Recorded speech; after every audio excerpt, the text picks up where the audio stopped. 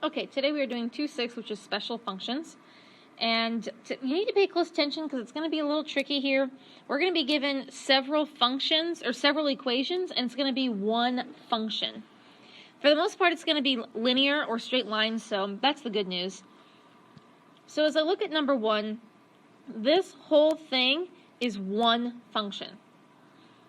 What I'm going to do, though, is graph it individually. So first I'm going to start by graphing this orange line here.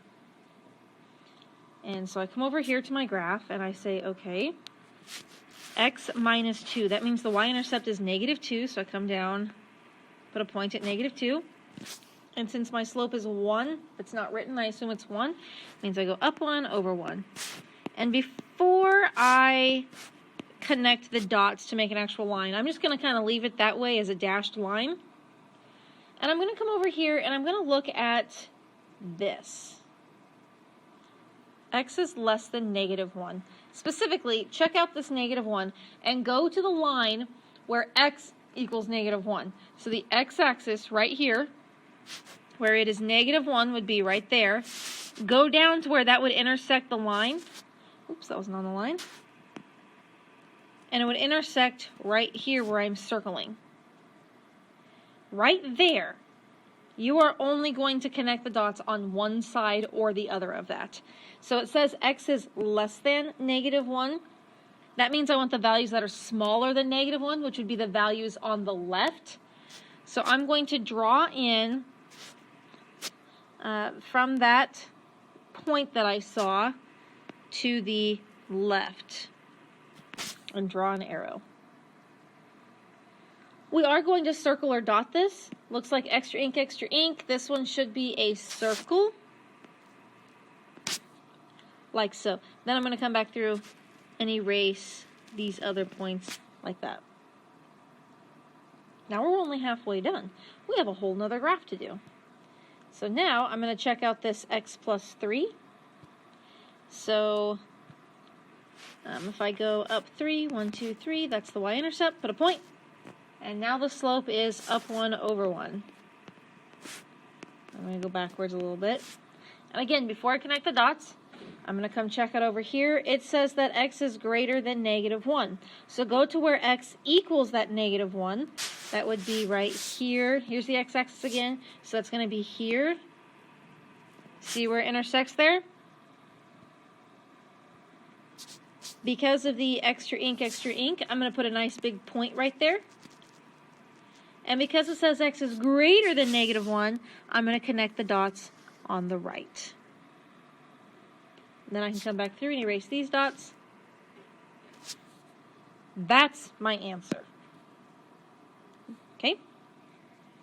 So as far as domain and range goes on this, left and right, notice there are no holes, so my domain would be all reals. Okay, as I put it in that orange foldable, it goes infinity to the left, infinity to the right. However, up and down, notice that, it goes up forever and it goes down forever, but there's a giant hole in the middle where it doesn't equal. So I need to account for that. And so I think the way I'm going to do that is just simply by stating what happens in the top and what happens in the bottom.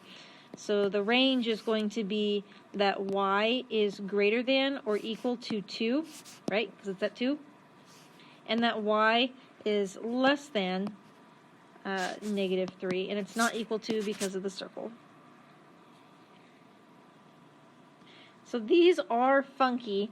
I'm going to go ahead and skip down to where you get to see a really crazy one. Number 12, notice it has 3. So I'm going to start with the top one. And it says -3x. So I say, okay. That means my y-intercept is 0. Put a point. And I go down 3. 1, 2, 3 over 1. Down 3 over 1. 1, 2, 3 over 1. 1, 2, 3 over 1. And then it says that this is where x is less than -4. That's this line here. I didn't even make it that far, so probably I need to go again. Let's see, I made it to -2. Hey, maybe I'm actually going to go by 2s. Let's do that. I'm just going to erase all this. Let's go by 2s. So at 0, And then it's going to go down 3 over 1, and then 1, 2, 3 over 1, 1, 2, 3 over 1, 1, 2, 3 over 1, 1, 2, 3 over 1. So now this is -2, this is -4.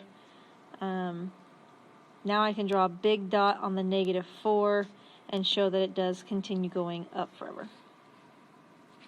I just need to make sure I remember to do the same scale the rest of the time, because otherwise I'll forget. Alright, should we try purple for x equals 0? X. And since there's no y-intercept, it's just going to be start at 0 again. Up 1 over 1, up 1 over 1, up 1 over 1. And this one says that it's going to be in between 0 and -3. 0 and -3.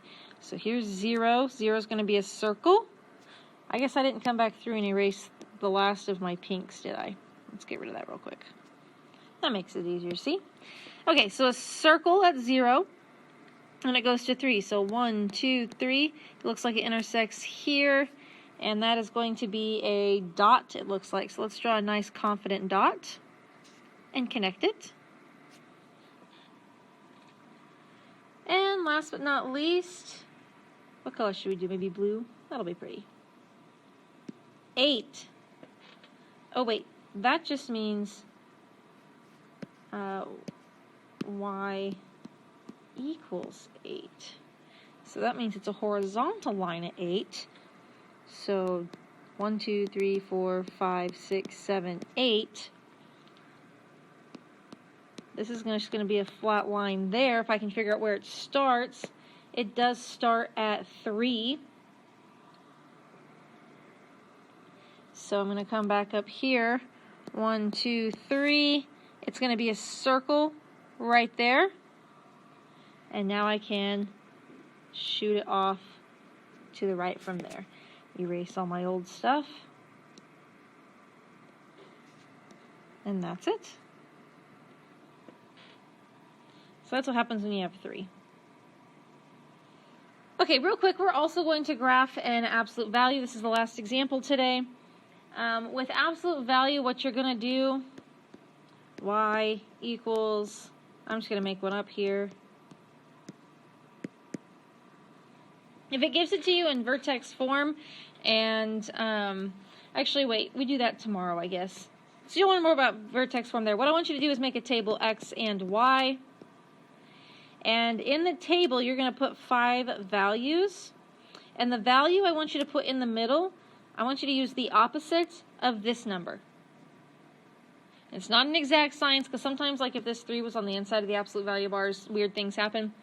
But I want you to start by putting that -2 there. And then just fill it in. 2 below and 2 above. And then plug those 5 numbers into this equation up here. So -4.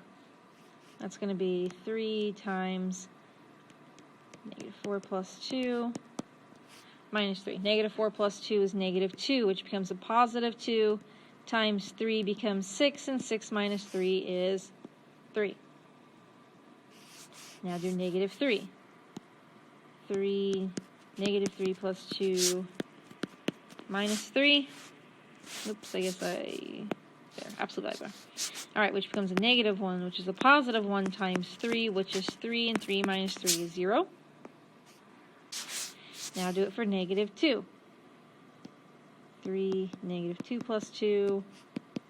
-2 plus 2 is 0. 0 times 3 is 0, and 0 minus 3 is -3. Now do it for 1.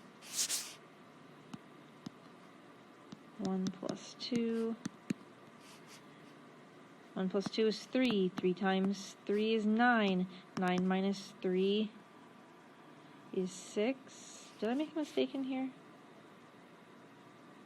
Yeah, sorry, it was supposed to be a -1. My bad. Okay, so -1 plus 2 is a 1. 1 times 3 is 3, and 3 minus 3 is 0. Okay, let's try again.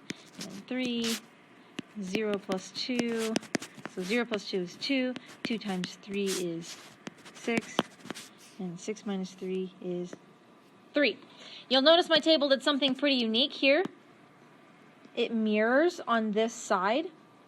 And that was why when I got to this point here, and I can't remember what I got, was it 6? I went, hold on a second, did I make a mistake? Because I knew that it was supposed to mirror. Okay, so that's why it's handy to go ahead and just always do those points, because then you know. Let's graph it. Negative 4, 3. Negative 3, 0. Negative 2, negative 3. Negative 1, 0. And 0, 3. You get to connect the dots. Assume the table goes on forever. So put some arrows on the end. Turns out absolute values graph to make a V.